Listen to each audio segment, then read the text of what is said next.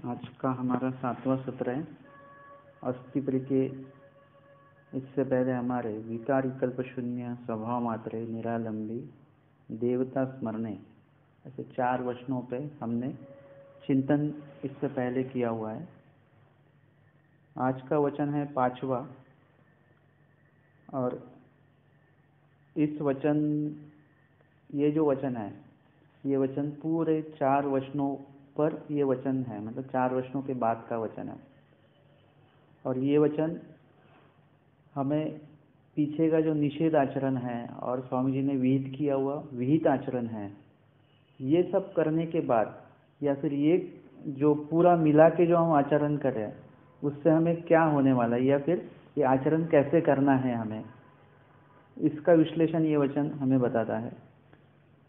स्वामी जी कहते हैं कि जो जन्मक्षेपी, मतलब इसमें 2-3 सवालों के जवाब हमें मिल जाते हैं इस वचन में।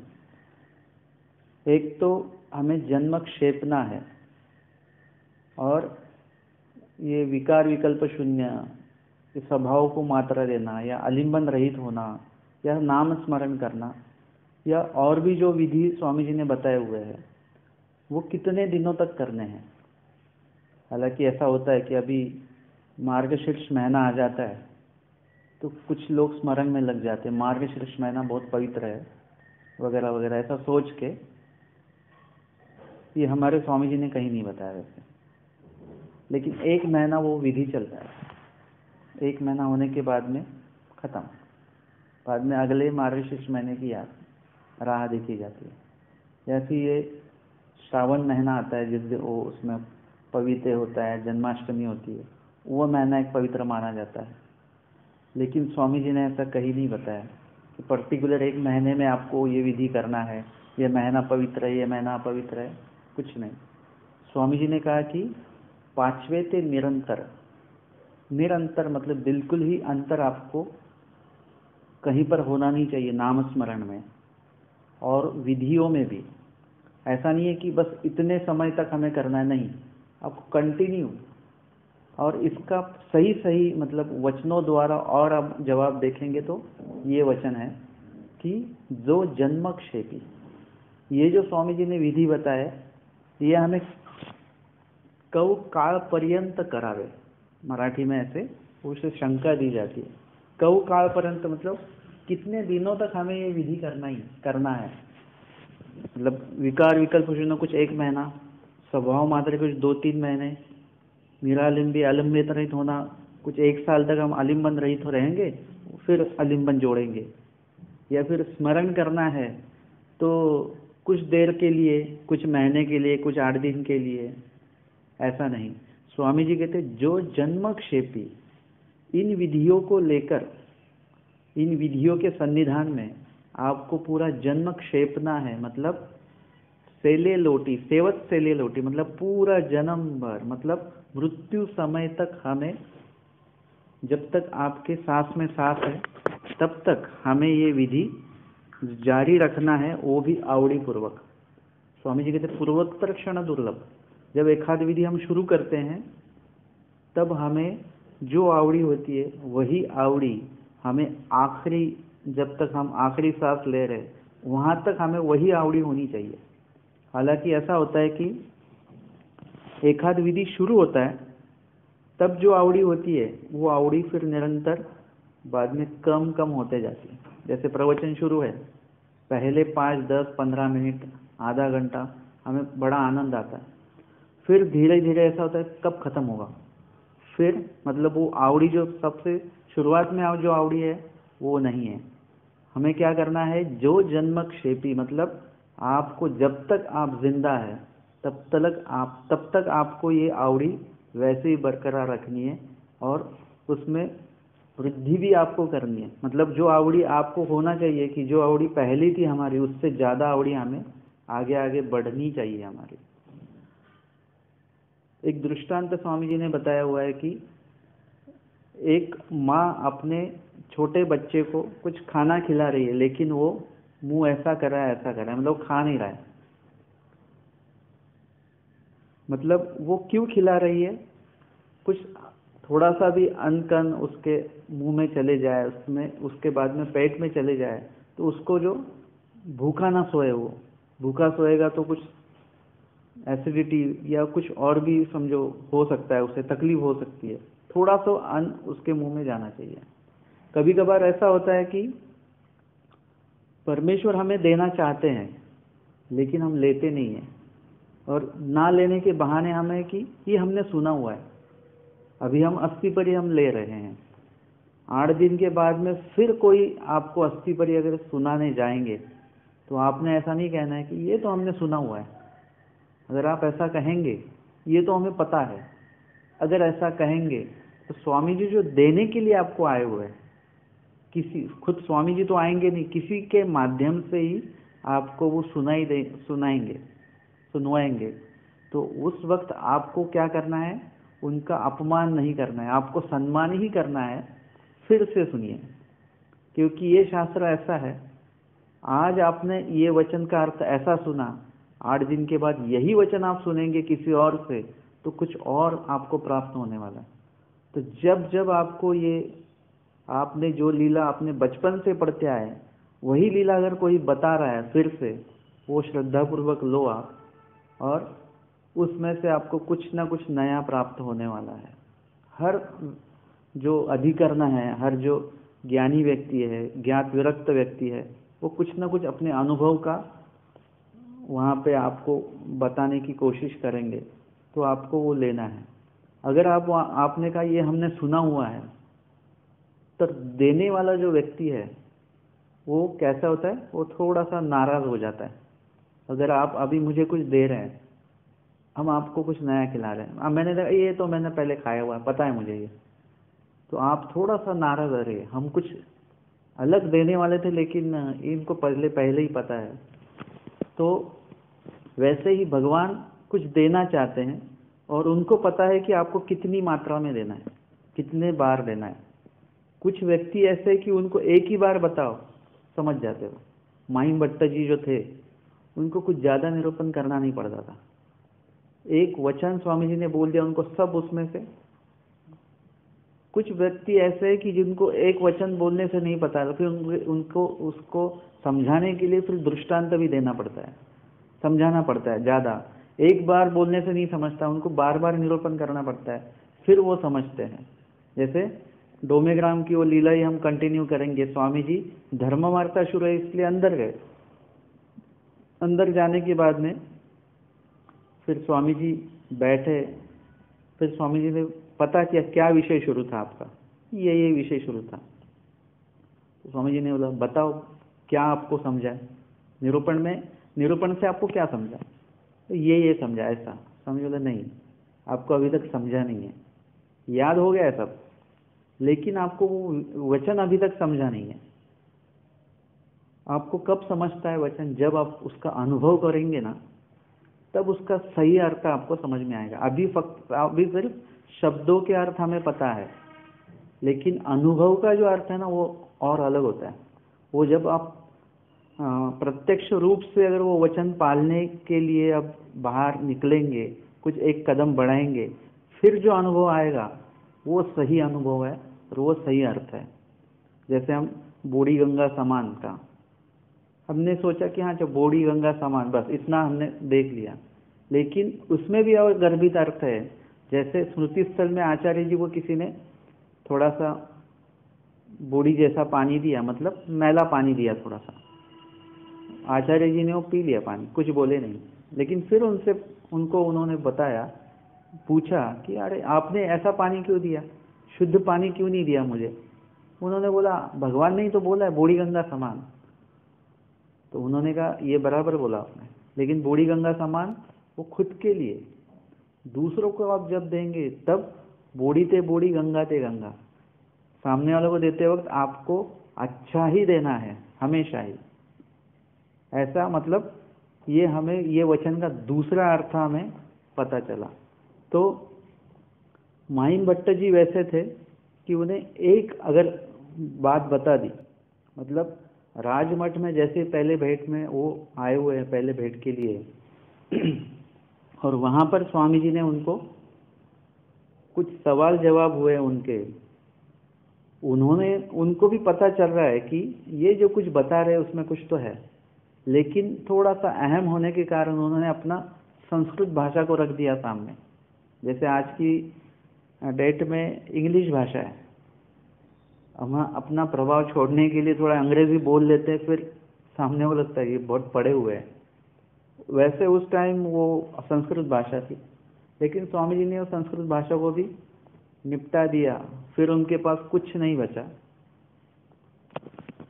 जैसे हमको लगता है ना कि हमारे पास बहुत कुछ है, हमें बहुत कुछ आता है, ये हमें लगता है, लेकिन अगर कोई ज्ञानी व्यक्ति मिल जाए, अधिकरण व्यक्ति मिल जाए, वो कुछ 2-4 सवाल हमें कर दे, फिर हमें ये तो हमको पता ही नहीं है, फिर समझ में आता है हमारे पास कुछ नहीं है। हम तो खाली ऐसे घूम रहे कि हमें सब पता है, हमारा सब हुआ है, लेकिन अधिकरणों के जो बोल होते हैं वो उनके अनुभव के बोल होते हैं, उनके आचरण संबंधित वो बोल होते हैं, तो वो कुछ अलग होते हैं। तो माहिम भट्ट जी को पता चला कि अभी मेरे पास कुछ नहीं है, फिर वो शांत हो गए और फिर आगे स्वामी जी ने उन्हें पूर्वी बताई है। एक ही पूर्वी का प्रकरण जो है वो स्वामी जी ने बता दिया उनको, और वो सुनते ही वहाँ पे स्वामी जी ने उसके साथ उन्हें दृष्टांत भी दिया, हाथी का दृष्टांत दिया, और वो सुनने के बाद उनको बोध हो गया। पहले ही भेंट में पहली बार पूर्वी सुन के उन्हें बोध हो रहा है, मतलब उनका अधिकार कितना बड़ा है। हम लोगों ने कितने बार तो पूर्वी पढ़ी है, आचार प्रकरण पढ़ा है, 80 परी पढ़ी है, आचार मालिका पढ़ी है, लीलाएं पढ़ी हैं, कितने प्रवचन सुने हैं, लेकिन वो बोध अभी तक नहीं हुआ जो माहिम भट्ट जी को पहले प्रथम भेंट में हुआ था। हमें वैसा बोध नहीं हो रहा है जैसे हमारे आचार्य जी को वो जो बोध हुआ था, वैसा बोध हमें नहीं हो रहा है। और ऐसा होता है कि स्वामी जी जब बताते हैं तब हमें क्या करना चाहिए। हमारा विषय शुरू है, कोई साधक ऐसे होते हैं जिन्हें एक ही लाइन में, एक ही वचन में उन्हें सब समझ में आ जाता है। कोई व्यक्ति ऐसे होते हैं उन्हें चर्चा करनी पड़ती है, तब जाके उनको समझ में आता है। तो स्वामी जी को पता है आपको कितने बार, कितने मात्रा में आपको वो ज्ञान देना है। जब आपको स्वामी जी को लगे कि नहीं अभी इनको और ज्ञान की ज़रूरत है, तो और एक बार आपको वो सुनाएंगे, और एक बार सुनाएंगे। अगर हम पहले ही बोल देंगे नहीं हमने सुना है, हमको नहीं चाहिए ये, हमें और कुछ सुनाओ, तो नहीं चलेगा। जैसे हमने देखा ना कि ये आप एक बार सुनेंगे, 2 बार सुनेंगे, 3 बार सुनेंगे, जितने बार सुनेंगे उतने ही बार आपको कुछ नए आपको मतलब सुनने को मिलेगा। सुन तो वही रहे, लेकिन उसमें से कुछ तो नया आपका चिंतन हो सकता है। आप खुद भी अपना नए से कुछ अलग चिंतन आप कर सकते हैं, अलग कुछ सवाल उसमें से आ सकते हैं। उस सवालों के जो जवाब मिलेंगे आपको, उससे और आपकी ज्ञान वृद्धि होने वाली है। इसीलिए उस दृष्टांत में तो वो लड़का है वो खाता नहीं है, उसके लगता है कि नहीं मेरा पेट भरा हुआ है। स्वामी जी कहते कि ऐसा नहीं होना चाहिए। दृष्टांत में उधर बताया, ऐसे ढालेपन ये वो नहीं धावे, सिद्धांत में बताया गया है। मतलब ऐसी तृप्तता नहीं आनी चाहिए। तृप्तता आपकी किस में होनी चाहिए, जो दृष्ट पर और प्रापंचिक बातें हैं, जीव संबंधित बातें हैं, प्रपंच संबंधित बातें हैं, देवता संबंधित बातें, उनमें आपको तृप्तता होनी चाहिए कि बस इतने दिन हमने यही कर्मकांड विधि किए हैं, जो स्वामी जी ने हमको पहले ही बोल दिया है कि कर्म धर्म विधि विखो परित्यजोनी परमेश्वरा शरण रिगावे। और हम विधि तो कर्मराटी के ही फॉलो कर रहे हैं सब, जो कर्मराटी में बताया है, कर्मराटी में अभी चल रहे हैं, वही विधि हम यहाँ आकर कर रहे हैं। फिर ये वचन का अर्थ क्या हुआ, कर्म धर्म विधि विखो, ये सब छोड़ के आपको ईश्वर को शरण जाना है। अष्टपरी में कौन से बाह्य विधि बताए, विकार विकल्प शून्य, ये अंतर मन से संबंधित विधि है। स्वभाव मात्र है, ये भी अंतर मन से संबंधित विषय है। आप अंतर मन को जितना आचरण में लगाओगे उतने आपके बाह्य आचरण जो है वो सुधरते रहेंगे। निरालंबी आलिंबन रहित होना, मतलब आलिंबन रहित होना मतलब मैं अपने साथ कुछ सामान ज़्यादा नहीं लाया हूँ, ये आलिंबन रहितता नहीं है। आलिंबन रहितता ये है कि आपको कितना भी सामान आपका खुद का हो, लेकिन उसमें आपका आलिंबन नहीं होना चाहिए। मन से आपको वो आचरण ज़्यादा मात्रा में करना है, और नाम स्मरण ये भी कोई बाह्य क्रिया नहीं है जो सबको दिखा के हमें करनी है, ये भी अंतर मन का ही कार्य है। आपको बहुत से जो विधि है अंतर मन में पहले प्रस्थापित करने हैं, तो अपने आप बाह्य रूप में वो अपने आप ही होने वाले हैं। इसीलिए यहाँ पर आपको जो मिल रहा है उसमें से आपको अंतर चिंतन आपका होना बहुत ज़रूरी है। तो यहाँ पर बताया गया कि जो जन्मक्षेपी मतलब शारीरिक कष्ट और मानसिक दुख, शरीर रूपी कष्ट भी होने चाहिए, मतलब सेवा दास्य, अटन, भिक्षा, भोजन में भी आपको जो कुछ रुक्षान्न लेने हैं, जैसे बताया आपने कि जो उस दिन उन्होंने बताया संदेश बाबा महात्मा जी ने कि जो ज़्यादा अच्छा लगता है हमें, जो ज़्यादा पसंद है, पहले उसे छोड़ दो। मतलब उसमें हमारी जो आवड़ी हमें इन्वेस्ट की हुई है उसको अगर छोड़ देंगे तो धीरे धीरे क्या होने वाला है, वो आवड़ी कम होते रहेगी और वो पदार्थ या वो वस्तु उपयोग में लाने की जो हमें अंतर इच्छा है वो समाप्त होते रहेगी। तो इसीलिए हमें कुछ शारीरिक कष्ट भी देने पड़ेंगे कि वो सब सीधा सीधा होने वाला नहीं है कि छोड़ दिया और छूट गया, ऐसा नहीं होता है। तो आपको क्या करना पड़ेगा, थोड़ा अपने शरीर को भी कष्ट देना पड़ेंगे, और कष्ट और मानसिक दुख, और वापस से कहाँ आए हम, मानसिक की तरफ आए। मन में अगर दुख होगा, जैसे प्रायश्चित हमने कल विषय किया, प्रायश्चित भी कैसा होना चाहिए, मन से होना चाहिए। अगर हम अंतकरण में प्रायश्चित करेंगे, जैसे बोला क्या, प्रायश्चित करते वक्त दंडवत डालने चाहिए, 5 दंडवतों के ये होते हैं, मतलब वो विधि बोले जाते हैं, वहाँ पर प्रायश्चित करते हैं। मतलब मैं अपनी तरफ से जो प्रायश्चित किसी से करवाता हूँ, मैं उनको दंडवत वगैरह डालने के लिए नहीं बोलता हूँ। मतलब एक जगह पे स्वस्थ बैठो, आंखें मूंद लो, हाथ जोड़ो या ना जोड़ो, नॉर्मल बैठो। अभी जो बताया जाएगा प्रायश्चित में, आप एकदम स्थिर निश्चिंत होकर, निश्चल होकर, बिल्कुल भी हिलना नहीं है। आपको वो एक एक जो शब्द है, एक एक जो दोष है, वो अंतकरण में आपको ऐसे लगना चाहिए कि मैं कुछ उल्लेख कर रहा हूँ।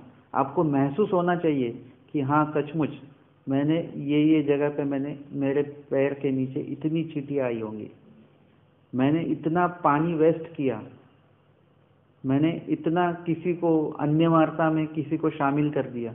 ये आपको ऐसा महसूस होना चाहिए कि हाँ ये दोष मैंने किया है। अगर आप हिलते रहेंगे तो वो शब्द जो है, वो जो दोष है, आपको उतना टाइट नहीं होगा आपके अंतकरण में। जितना आप स्थिर रहकर एक जगह पे निश्चल होकर अगर सुनेंगे तो वो पूरा एक एक शब्द और एक एक दोष आपको ऐसे महसूस होगा। और फिर अंतकरण में जब ये सब आ जाता है और अंतकरण में आपको लगता है कि ये सचमुच मेरा दोष है, तो इसका जो अंतकरण का जो दुख है वो सीधा इधर आंखों में दिखता है। आंखें कब भर आएगी, जब आपको मन में लगे। नहीं तो अगर किसी को बोलो इनको सॉरी बोलो, फिर बोलता है सॉरी, वो इतने कड़क भाषा में बोलता है, उसके अंतकरण में कोई सॉरी बोलने का कोई भाव नहीं है। आपने बोला इसलिए वो बोल रहा है सॉरी। वैसे प्रायश्चित अगर कोई सुना रहा है और हम कर रहे हैं प्रायश्चित, वो मन में अंतकरण में कुछ भी नहीं है तो नहीं चलेगा। यहाँ से कुछ तो होना चाहिए। अगर वहाँ से अगर होगा तो आप उस प्रायश्चित के प्रति कैसे रहेंगे, प्रायश्चित के प्रति आपने जो कुछ बोला हुआ है, तो प्रायश्चित के प्रति आप प्रामाणिकता से उस प्रायश्चित को निभाएंगे। मतलब एक अगर प्रायश्चित हम करते हैं आज, तो उसको कब तक निभाना है हमें ना। स्वामी जी कहते जो जन्मक्षेपी, मतलब हमें जो आज आपने बोला है फिर वहीं पे आएंगे हम। आचार्य जी को स्वामी जी कहते सुतया काली जे बोली जेते देह परंत प्रतिपाड़ी, मृत्यु तक आपको ये सब संभालना है। ऐसा नहीं कि आज हमने किया है, मतलब प्रायश्चित हमारे लिए जनरल विषय हो गया, कहीं पर भी जाओ प्रायश्चित करो, कहीं पर भी जाओ प्रायश्चित करो। कुछ लोग ऐसे कहते हैं कि जन्म में एक बार तो प्रायश्चित करना ही चाहिए, और दोष कितने बार करने चाहिए, बहुत बार। अब प्रायश्चित कितने बार करना चाहिए, एक ही बार नहीं। मतलब हम कैसा है कि पूरे जीवन काल में हम दोष करते रहें, अब जब पता चले कि हाँ अभी मृत्यु का समय आ गया है तो चलो एक प्रायश्चित कर लो, मतलब बाकी के पीछे इतने किए हुए दोष सब खत्म हो जाएंगे, ऐसा नहीं है। आपको जब पता चले, जैसे जानकार व्यक्ति होता है वो किसी को तो पैर लगाता ही नहीं है, लेकिन कभी कभार गलती से उसका पैर अगर किसी को लग जाता है तो तुरंत वहाँ पे प्रायश्चित वगैरह कर लेता है। बात यहीं पे ख़त्म नहीं होती। जो जानकार व्यक्ति, आचरणवंत व्यक्ति है ना, उसकी बात वहीं पे ख़त्म नहीं होती है। वो सोचते रहता है कि मैंने कब उल्लेख किया कि इनको पैर लगाऊं मैं, या मेरा पैर इनको लगे। ऐसा उल्लेख तो मैंने अभी तक किया नहीं है, मतलब ये उल्लेख मैंने कहीं पर पीछे किया हुआ है, बहुत पिछले जन्म में, उसके पिछले जन्म में, और वो प्रसव जो है वो अभी आया हुआ है। अगर आज आपने इसका पश्चाताप नहीं किया, हम क्या करते, 2 दंडोत डाल दिए, हो गया, प्रसव हो गया, मुड़ गया, लेकिन आपको पूरा पीछे से सोचना पड़ेगा। तो अगर ऐसा प्रायश्चित करेंगे, इसका ऐसा दुख हमें रहेगा तो ही ठीक है, तो वो प्रसव चाल जो है रुक जाएगी और आपका अधिकार अच्छा रहेगा। तो कुछ भगवान ऐसे सेवा दास्य गढ़वाएंगे, सेवा दास्यों से इन कर्मों का नाश होता है, तो वो हो सकेगा। हाँ, इसमें वो जैसे सारे पंडित ने, मतलब अगर सन्निधान के भक्त कुछ गलती करते हैं तो उन्हें स्वामी जी तुरंत उन्हें शिक्षापन करते, कुछ ना कुछ पनिशमेंट देते, उन्हें कुछ विधि बताते और उनका अविधि परिहार करते। लेकिन अभी हमारे सामने कौन है? हमारा दोष तो हो रहा है, और सामने वाले जो है वो हमें बताने वाले भी चाहिए, उनको भी उतना, उनका विश्वास हमने इतना हासिल करना चाहिए कि वो हमें हमारा दोष बताए। नहीं तो कोई ऐसा भी होता है कि कोई किसी को अगर दोष बताने जाए, ये आपका गलत है, वो बोलते हैं हमको पता है, आप मत समझाओ हमको। इसीलिए कोई किसी के दोष नहीं बताएगा, लेकिन कोई बताने वाला भी होना चाहिए ताकि हमारा वो प्रसव आगे ना बढ़े। और फिर वहाँ पे बताया गया, जो जन्मक्षेपी, मतलब जो आपने प्रायश्चित किया है उससे आपको जन्म तक निभाना है, उस पे आपको कायम रहना है। आपको ये पता होना चाहिए कि मैंने क्या बोला हुआ है। दोषों का या गुणों का जो भी परिणाम है वो हमें महसूस करना हमें चाहिए। जैसे देखो माहिम भट्ट जी थे, उन्हें कभी तो ऐसा, कहीं तो ऐसा लग रहा था कि मैं कुछ तो गलत मैंने किया हुआ है। मैंने मेरे पूरे कार्यकाल में सबसे पहले तो मैंने अन्य शास्त्र का अध्ययन किया और उसका सबको हराने की मेरे मन में जो इच्छा थी, जो मिले उससे चर्चा करो, उन्हें हराओ, ये एक मेरी गलती थी। या फिर आगे जाके स्वामी जी से क्या बात करनी है, स्वामी जी को हराना है, ऐसा कहीं पे तो मन में था। लेकिन ठीक है, वहाँ पे तो स्वामी जी ने सन्निधान में आने के बाद में पूरा बोध दिया, ये तो सब हो गया। लेकिन अनुसरण अगर स्वामी जी के यहाँ पर लेकर रहना था, रह सकता था, लेकिन मैं रिद्धपुर चले गया और स्वामी जी कहते हैं उनसे, येथीच्या दिशा तेथीच्या मासा, जो एक दिन में यहाँ पे आपको प्राप्त होने वाला था उसके लिए वहाँ पे आपको 1 महीना लगेगा। आगे जाके फिर स्वामी जी ने उनको बुलावा जब भेजा है, भट्टोबाज जी को भेजा कि उनको बुला कर लेके आओ, वो द्रव्य लेने गए थे, वो नहीं आए उस वक्त। तो उनको ऐसा एक एक उनका जो कार्य है, शायद उनको ऐसा महसूस हो रहा होगा कि ये कहीं तो मैंने गलत किया, ये मैंने गलत किया। अगर ऐसा होता तो कुछ परिणाम कुछ और होता, अभी कुछ तो बदलाव हो सकता था, लेकिन उस वक्त मैंने माना नहीं। भट्टोबाज जी मुझे बुलाने आए कि स्वामी जी ने आपको बुलाया करके, लेकिन उस वक्त मुझे क्यों दिमाग में नहीं आया कि निकल जाना चाहिए, पैसे और ये सब तो छोड़ दिया मैंने। ऐसा कुछ तो गलती उनके मन में शायद उनको महसूस हो रही है। इसीलिए अंतकाल में वो आचार्य जी से पूछते हैं कि भट्टो मज देव हुई, मुझे ईश्वर प्राप्ति होगी क्या?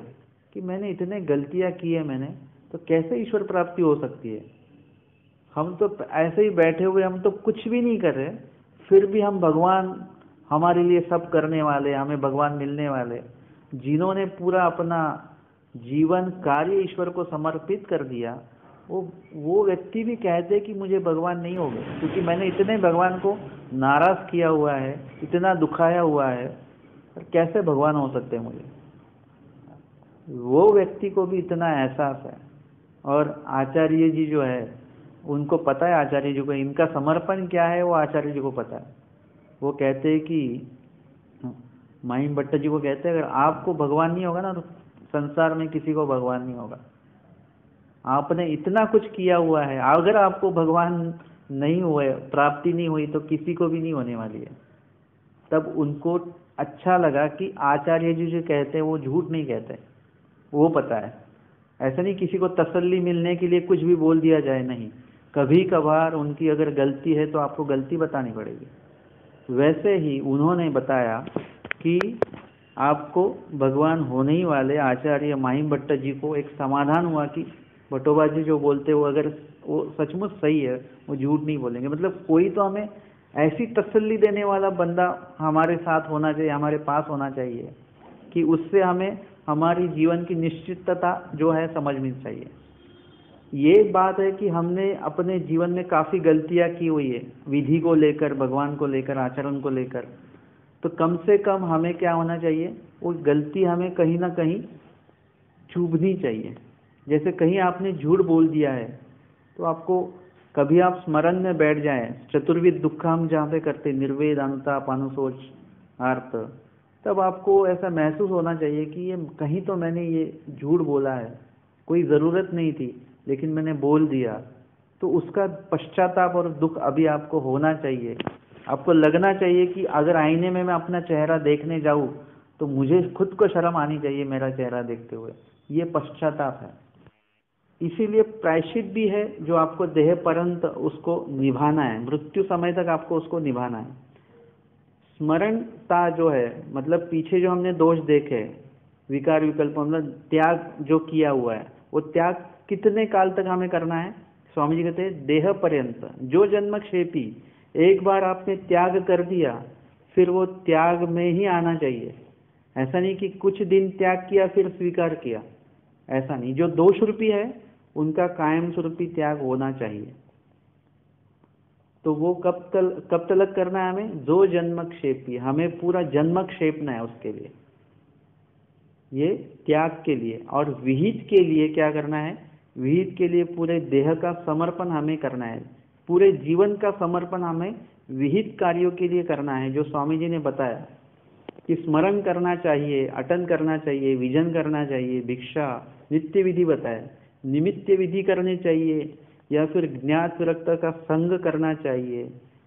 उसके बाद में हे देखी ले तैसे 8 बजे स्मरण में सब वो आ जाता है। तो ये सब हमें स्मरण कब तक करना है, कब काल पर्यंत, मतलब कितने दिनों तक करना है? तो आपको जीवन भर ये करना है। कोई भी हमें दिन की विशेषता नहीं है, महीने की विशेषता नहीं है, साल की विशेषता नहीं है। हमें कंटिन्यू वो मृत्यु समय तक हमें करना है। और वो करते वक्त हमें आवड़ी जो है हमारी उसके प्रति बढ़ती रहनी चाहिए।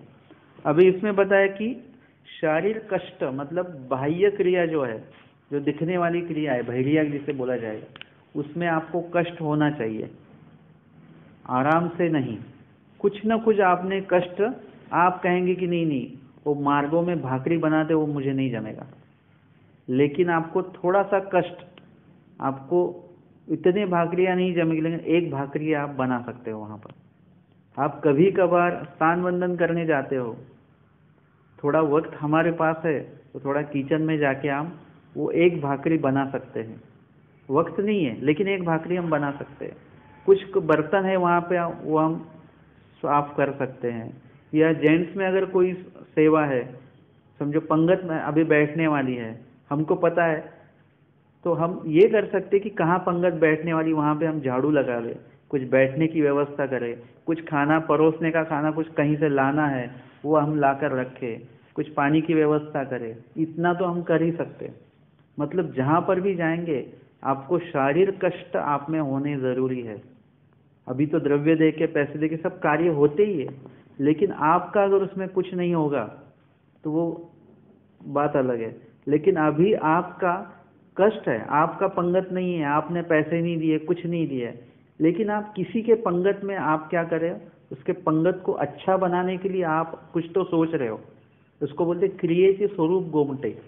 आप अच्छा सोच रहे हो, आपके पहचान वाला भी नहीं हो पंगत वाला, फिर भी आप कहते कि अच्छा आप ऐसा करो, आप ये आपको क्या क्या उनको समर्पण करना है, वस्त्र है, धातु है, तो आप उसका एक अनुक्रम लगा सकते हैं कि हाँ पहले आप ये करिए, पहले बाद में आप ये करिए। मतलब उनके कार्य का, उनके विधि का नियोजन आप करेंगे, उनको भी लगेगा बाद में आप थे इसलिए अच्छा हुआ, नहीं तो मुझे ये समझ में नहीं आ रहा था।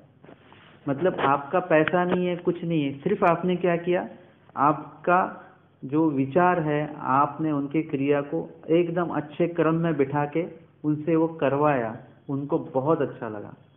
उस समय तक अच्छे कार्य हमें करने हैं और खुद भी हमें धर्म का आचरण करना है और औरों के भी धर्म में हमें वृद्धि लानी है, औरों का भी धर्म हमें बढ़ाना है। हम जो अपना कार्य करेंगे खुद के लिए उसे नित्य विधि कहते हैं, और दूसरों से संबंधित जो विधि होता है उसे निमित्त विधि कहते हैं। नित्य विधि से भी ज़्यादा निमित्त विधि काफ़ी महत्वपूर्ण है। आप आपका विधि करके आपकी योग्यता जोड़ेंगे, उससे भी ज़्यादा आप किसी की योग्यता जोड़ने में आप वहाँ पे सहायभूत होने वाले हो, तो आपको उसका आभार, ईश्वर का आभार ज़्यादा मिलता है। आप खुद ही डूब रहे हो और खुद ही तैर के आप आ जाओ, तो कोई आपका कोई सत्कार वगैरह नहीं होगा, वहाँ पे कोई प्रशंसा नहीं होगी। लेकिन आपने दो जन कोई डूबने वाले उनको अगर आपने बचाया, तो आपका वहाँ पे सत्कार होगा, आपके लिए लोग बोलेंगे हाँ इनके वजह से ये बचे हुए। हमें ये नहीं चाहिए कि इनके वजह से या मेरे वजह से, ये वाक्य हमें नहीं चाहिए। हमें खाली यही चाहिए कि कोई गलत कर रहा था, उसे सही मार्ग दिखाने की कोशिश मैंने की, जिससे स्वामी जी प्रसन्न होने वाले कि ये बंदा कुछ अच्छा कार्य कर रहा है। भले वो आपने उनको बताया और वो सही राह पर नहीं आए, आपकी उन्होंने नहीं सुनी, आपने जो वचन प्रमाण दिए, लीला प्रमाण दिए, उन्होंने आपका नहीं सुना, कोई दिक्कत नहीं। आपका काम क्या है, सिर्फ सामने जो गलत हो रहा है उसे वचन और लीला के माध्यम से उनको समझाना। अगर वो नहीं समझते तो अपना चुप बैठना है, आपको कुछ करना नहीं है। उसका भी आपको कोई मतलब ये नहीं होना चाहिए, उनके प्रति कोई दोष आपको नहीं होना चाहिए। तो ये सब जो कार्य है, ईश्वर ने जो जो कार्य बोले, मतलब अनुसरण लेना है, अनुसरण लिया हुआ है, तो हमें जो बदलाव हमने लाने हैं, अनुसरण के पहले कुछ बदलाव लाने होते हैं, ताकि अनुसरण हमारा जो होता है वो और सफल होने में सहजता उसमें आएगी। और अनुसरण लेने के बाद में कुछ विधि ऐसे हैं जो हम बाद में कर सकते हैं और भी अच्छी तरह से। तो ये हमें देह क्षेपना है उसमें। और देह क्षेपना है मतलब कैसे, एक तो शारीरिक कष्ट तो हमें लेने ही है, लेकिन साथ में ही मानसिक दुख भी होना चाहिए कि स्मरण करते वक्त स्मरण का आनंद भी होना चाहिए।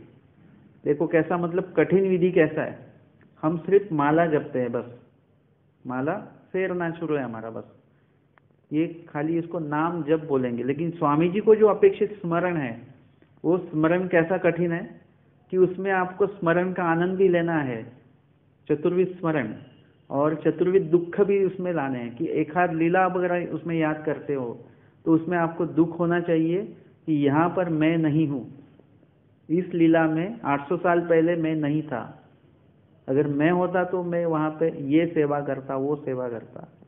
अभी आपको और एक एंगल से आपको दुख करना है, वो ऐसा कि मैं वहीं पर था, स्वामी जी के सन्निधान में जो मार्कंड था वो मैं ही हूँ, कालबोटा जो था वो मैं ही हूँ। मैं स्वामी जी के सन्निधान में था, लेकिन किस लिए था, विधि आचरण करने के लिए नहीं था। मैं वहाँ पर जाकर मैंने दोष आचरण ही किया है। इसीलिए तो आज के कार्यकाल में भी ऐसा है ना कि स्थान वंदन करने जाते हैं हम, महास्थान के सामने खड़े हैं, लेकिन लीला याद नहीं आती, और ही बातें हमें याद आती रहती है। किसी की निंदा याद आती है, किसी को क्या बोलते, किसी के बारे में क्या मन में चालू है। किसी आश्रम में हम जाएंगे तो वहाँ के गुण हमें दिखते ही नहीं है, हमें कुछ दोष ही दिखने लगते कि ये ऐसा हो रहा है, वो वैसा हो रहा है, वो वैसा हो रहा है। क्यों? क्योंकि हमने ईश्वर के सन्निधान में यही काम किए, दोषी आचरण किया वहाँ पे, वहीं पे हमने झूठ बोल दिया, स्वामी जी ने नहीं बोला वही हमने वहाँ पर भी किया है, तो वो दोष का असर अभी तक हमारे में है।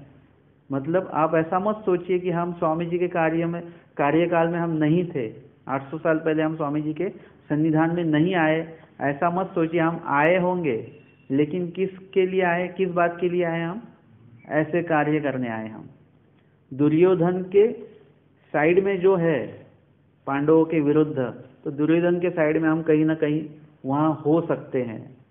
मतलब ऐसे दोष हमने किए हुए होंगे, लेकिन उसमें भी कहीं कभार हमने कुछ ऐसा जोड़ा है, छोटी मोटी कनव, छोटी बड़ी कनव हमने ऐसी जोड़ी हुई है, तो उस कनव के माध्यम से भी हम भगवान से नहीं जुड़ सकते। लेकिन ये भगवान की दया है, भगवान दयालु है, मायालु है। वो क्या करते हैं कि हमारे पूरे दोषों को थोड़ा बाजू में रख देते हैं और ढूंढते कि इनमें क्या क्या गुण है, कैसी कितनी कनव है, कितनों के काम आए ये सब इज इक्वल टू करके वो निश्चित करते कि चलो ये बार इनको मौका दे देंगे, इनको धर्म में ले लेंगे, इनको ज्ञान दे देंगे। मतलब ये सब होता है। अगर स्वामी जी ने अगर ठान लिया, जैसे हम है ना, किसी के गुण देखने ही नहीं, सिर्फ दोष ही देखने हैं, ऐसा हमने फिक्स किया है। अगर ऐसा स्वामी जी ने फिक्स किया ना, तो हमारा उद्धरण बिल्कुल कभी भी नहीं होगा। लेकिन स्वामी जी क्या करते, हमारे दोषों को इग्नोर कर लेते हैं और गुणों को देखते हैं कृपा दृष्टि से, और उसी गुणों के आधार से हमें ऐसे हर सृष्टि में हमें ऐसा मौका मिलता है कि हम भगवान से जुड़ते हैं, ज्ञान भी मिलता है, लेकिन अनुसरण नहीं घटता। अनुसरण लेते हैं फिर भी विहित विधि नहीं घटता, हम बीच में छोड़ देते हैं। बहुत से विधि ऐसे है कि कुछ दिन के लिए हम शुरुआत करके वो बीच में छूट जाता है। फिर हम कहते कि जब उपदेश हमने लिया था नया, तो हम रोज 3 बजे उठते थे, लेकिन अभी उठना ही नहीं होता है। हमने जब उपदेश लिया हुआ था तब ऐसा विधि होता था, लेकिन अभी होता ही नहीं है। पहले ऐसा होता था, कुछ नए कपड़े लाए तो क्या होता था, पहले नए कपड़े सिर्फ दिवाली में ही मिलते थे। अभी ऐसा कुछ नहीं है, नए कपड़े कभी भी लेकर आ रहे हैं। तो कपड़े जब नए मिलते थे तो कुछ अलग ही आनंद होता था। तो वो क्या होता था कि नए कपड़े लाने के बाद में वो विशेष के सामने उधर रखे जाते थे कि ये नए कपड़े लाए मैं खुद ऐसा करता था बचपन में। अभी वैसा कुछ नहीं है, कितने नई चीजें आती है, मतलब ऐसा कुछ ये नहीं है कि वो आनंद अभी नहीं है, मतलब वो विधि अभी हम में नहीं है। मतलब कितना बदलाव आ चुका है। तो हमें ये बातें तो छोड़ दीजिए, लेकिन जो ईश्वर ने विहित की हुई बातें हमें जो भी है, लीला स्मरण, नाम स्मरण, सेवा दास्य, ये हमें जो जन्मक्षेपी, मतलब ये जन्मक्षेपना है इनमें, और दुख भी होना चाहिए। मतलब ये हमारा विषय शुरू था कि लीला का आनंद भी होना चाहिए और साथ में दुख भी होना चाहिए। कभी उस लीला को सुनते हुए दुख के आंसू भी होने चाहिए कि यहाँ पर मैं नहीं था, और कभी खुशी के आंसू भी होने चाहिए कि क्या बात है, कोई सांडवा बांधने के लिए तैयार नहीं है। और आचार्य खुद जिन्होंने बोला ना, सांडवा हम नहीं बांध सकते, इतने गहरे पानी में कौन जाएगा और कौन वो पत्थर रखेगा, वो जो कहने वाले थे ना कहने वाले, उसमें हम लोग थे। स्वामी जी ने कहा कि निकलो यहाँ से, जाओ। हाँ, ये हो सकता है, लेकिन आप जो बोलेंगे वो काफी कठिन है। लेकिन आचार्य जी जो थे, वो जब आए, उन्होंने कहा कि मैं करूं, आज्ञा है यहाँ पे, मैं करूंगा, ऐसा नहीं। जी आपकी आज्ञा है तो मैं बांधू सांडवा। स्वामी जी कहते ठीक है, बांधो। उन्होंने नहीं सोचा कि यहाँ पे गहरा पानी है, बहता पानी है, यहाँ पे जान जाने की भी ये हो सकती है। लेकिन उन्होंने ये कहा है कि उन्होंने ये सोचा होगा कि बाबा यहाँ पे अगर स्वामी जी की सेवा करते अगर कुछ मिल जाता है तो ऐसा मिलेगा जो जिंदा रह के नहीं मिल सकता, जो ईश्वर के लिए समर्पित होके वो मिल सकता है हमें। जो हो जाएगा वो हो जाएगा। आचार्य जी की जो विचारधारा बहुत अच्छी है। दादोसा जी ने उनको बोला था प्रथम भेटी में, सिन्नर की प्रथम भेंट, कि स्वामी जी अगर कुछ प्रसाद देंगे तो लेना नहीं आपको। उनको पता था अगर स्वामी जी का प्रसाद इन्होंने ग्रहण कर लिया तो ये स्वामी जी के हो जाएंगे। जब आचार्य जी बैठे हैं सिन्नर में और बाईसा जी उनको ये देते हैं, स्वामी जी का तांबूल प्रसाद दान देते हैं, तब आचार्य जी को भी अभी मिलने वाला है। उन्होंने हाथ आगे कर दिया कि कोई देने के लिए आया है तो हाथ आगे करना पड़ता है। तब उन्होंने लेते वक्त ये सोचा कि अगर ईश्वर पुरुष होंगे तो मेरा फायदा ही फायदा, मेरा लाभ ही लाभ है। नुकसान कोई नहीं है। अगर ये ईश्वर पुरुष नहीं रहेंगे, सामान्य नहीं रहेंगे, तो ऐसे तो कितने लोगों के मैंने झूठे खाया हुआ है, ये भी एक उसमें आ जाएगा। मतलब इतना वो विचार किया और वो उन्होंने ग्रहण किया, उनका अधिकार ही वैसा था कि उन्हें उसका लाभ मिला ही मिला है। तो हमें ये सब कार्य जो है, मतलब जो लिया हुआ है, स्वामी जी कहते हैं एथुनी तुम सित्यंदर किंगा, अभी हम आप में ये बदलाव आते रहेगा, और वो बदलाव उनमें आते रहा। हर लीला में देखिए आचार्य जी कुछ और मैच्योर, मतलब आखिरी उनका समय देखेंगे तो कुछ अलग ही आचार्य जी है। तो ऐसे ही आचार्य जी है जो स्वामी जी ने उनको बताया सांडवा के लिए, वो तैयार हो गए। मतलब ये जो आपने समर्पण किया हुआ है, स्वामी जी ने क्या कहा कि देह पर्यंत आप जो बोलोगे या हमारी आज्ञा में आपको रहना है, हम अगर बुलाएंगे आपको तो आपको आना पड़ेगा, अगर हम भेजेंगे तो आपको जाना पड़ेगा, उसमें आपका कुछ नहीं चलेगा, हमारी आज्ञा यही आपके लिए विधि। वहीं पर आचार्य जी ने खड़कुली में अनुसरण देते वक्त ये मान लिया है, स्वीकार किया हुआ है आवड़ी पूर्वक। इसीलिए स्वामी जी जो कहते हैं कभी भी आचार्य जी ने उस आज्ञा को कभी भी टाला नहीं है, बल्कि पाला ही पाला है। और हम तो ऐसे कि हम टालने की सोचते, कोई प्रवचन है ओ मुझे वक्त नहीं मिलेगा, स्मरण के लिए मुझे टाइम नहीं मिलेगा। ये स्मरण मैं नहीं बता रहा हूँ, ये प्रवचन जो है ये मैं नहीं बता रहा हूँ, ये लीला मैं नहीं बता रहा हूँ, ये सब प्रभु जी स्वामी जी योग करवा रहे हैं। तो फिर हम किसे नाम बोल रहे हैं? जैसे हम वहाँ पे महाराष्ट्र में बोलते कि आज या प्रवचन आला, आज प्रवचन सुनने के लिए आइए, वो कहते नहीं आज तो हमारा पानी आने वाला है इधर, वो पानी आज नहीं भरा तो फिर 8 दिन पानी नहीं आता है। मतलब वो किसको ना बोल रहे हैं? मुझे क्यों लगा कि मैं उनको फ़ोन करूं, ये मुझे कुछ उनको फ़ोन करने की ज़रूरत नहीं, लेकिन कहीं तो मेरे दिमाग में आया कि इनको फ़ोन करें और बुलाए प्रवचन के लिए। मतलब उनका कुछ तो योग परमेश्वर बना रहे हैं, परमेश्वर जी ने उनके बारे में सोचा है और माध्यम मुझे किया, और मुझे फ़ोन करवाने के लिए मुझे स्फूर्ति दी, और मैंने फ़ोन किया, मैंने खाली मैसेज दिया है कि ऐसा ऐसा आप आइए। वो कहने लगे कि नहीं मुझे टाइम नहीं है, मुझे वक्त नहीं है। मतलब ये क्या हुआ, हम उस व्यक्ति को ना नहीं बोल रहे, हमको जिसने संदेश भेजा है। जैसे मैं उदाहरण बताता हूँ, आपका बैंक का कोई अगर कागजात आता है, कोई लेटर आता है बैंक से, वो पोस्टमैन लेके आता है। पोस्टमैन अपने घर से लेके आता है क्या? वो एक पहुंचाने वाला एक माध्यम बंदा है, सिर्फ बीच में का व्यक्ति है। लेकिन आया कहाँ से? वो आपके बैंक में से आया हुआ है। वैसे ईश्वर संबंधित जो भी आपको खबर आती है, जो भी आमंत्रण आता है प्रवचन के लिए, देव पूजा के लिए, स्मरण के लिए, स्थान वंदन के लिए, वो जो आपको कोई फ़ोन करता है कि चलो अभी अगले महीने में हम जाएंगे स्थान वंदन करने, ये बंदे ने फ़ोन नहीं किया है, उन्हें कहीं तो ईश्वर ने उनको सूचित किया है कि आपको फ़ोन करें। नहीं तो कौन किसी को फ़ोन करेगा? जो अपना अपना निकल लेते हैं। लेकिन आपके बारे में कहीं तो ईश्वर ने कुछ तो सोच रहे हैं, और वो संदेश ईश्वर इनके द्वारा आपको पहुंचाते हैं। आप जब उनको बोलेंगे नहीं हमको तो वक्त नहीं है अभी स्थान वंदन करने का, हमें टाइम नहीं है अभी, तो आप उस बंदे को नहीं ना बोलते हो। आप किन्हें ना बोले? जिन्होंने आपका योग बनवाया है, स्वामी जी ने, उनको आप ना बोले हो। इसीलिए जो दृष्टांत में बताया गया कि तो तोंड ऐसे पड़वी, मतलब स्वामी जी कहते धालेपन ये देना है, मुझे तृप्तता नहीं होनी चाहिए। अगर आपको सही में वक्त भी नहीं है, फिर भी आप क्या कर सकते? नहीं आ सकते आप स्थान वंदन करने, तो आप ये बोल सकते कि हम तो नहीं आ सकते, ऐसा ऐसा कुछ है। आप उनको बोल के उनको चुप कराएंगे, लेकिन आप चुप नहीं रहेंगे। आपके दिमाग में चलना चाहिए कि इतना बड़ा योग है कि मुझे ऐसा क्यों काम अभी ही क्यों निकला। आप में वो पश्चाताप होना चाहिए, आप में वो दुख होना चाहिए। अगर मौका बनता तो मैं निश्चित जाता, और उसकी अप्राप्ति आप में होनी चाहिए। तो क्या होगा कि भगवान क्या सोचेंगे, चलो ठीक है बंदा आया तो नहीं, लेकिन पश्चाताप है, अगर मौका बनता है तो ये आ भी सकते हैं, और आपकी कनव अच्छी होगी तो भगवान क्या करेंगे, आपका जो कार्य है, जो अड़चन है, उसको सॉल्व करा देंगे और आपको आने का मौका भी बना देंगे। कब होगा ये? जब आप में दुख होगा। तो अगर आप छोड़ देंगे तो स्वामी जी भी कहेंगे चलो इसको भी कोई लेना देना नहीं है। अगर वो सोचते रहेगा, अगर कोई बंदा ऐसा होता है जिसके पास पैसे नहीं है, वो कहता है मैं तो नहीं आ सकता स्नान वंदन, मेरे पास पैसे नहीं है, और बाद में वो आपसे कभी नहीं मिला तो आप भी उसका विचार छोड़ देंगे।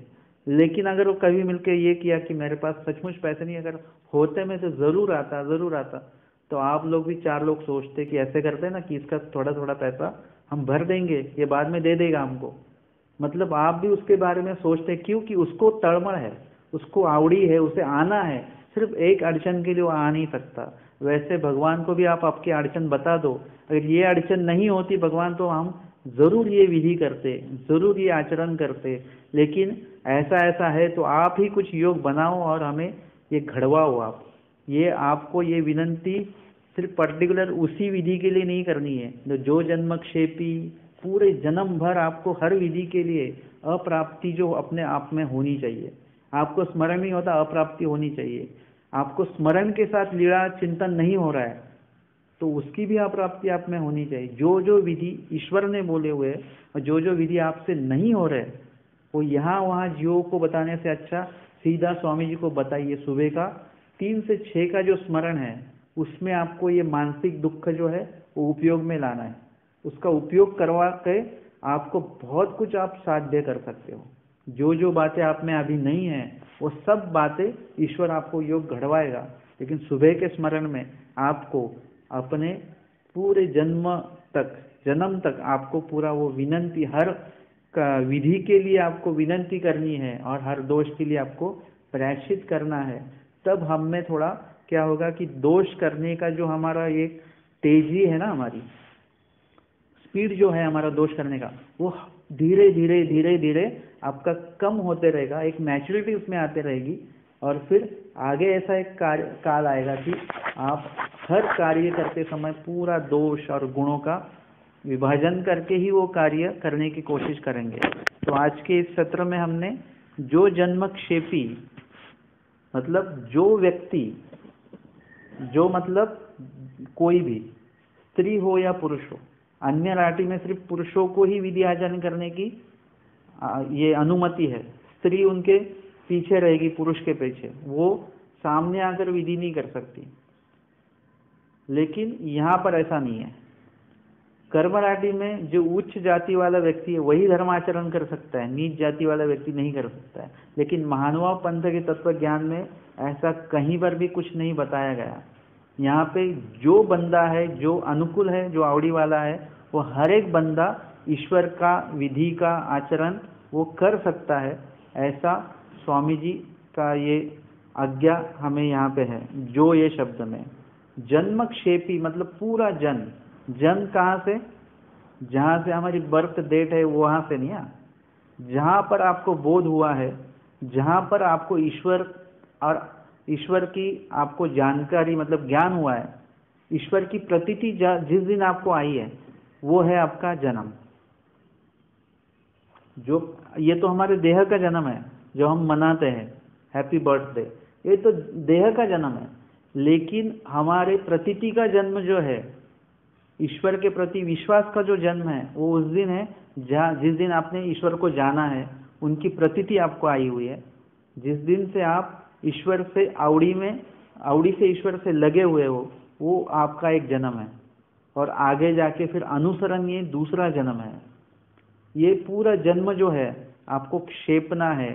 आप वासनिक दशा में हो तो अनुसरण के जन्म के लिए आपको प्रयत्न करने हैं, और जब अनुसरण लेते हो तो एक और एक जन्म है वो पूरा जन्म जो है हमें मृत्यु तक पूरा ईश्वर के समर्पित करना है।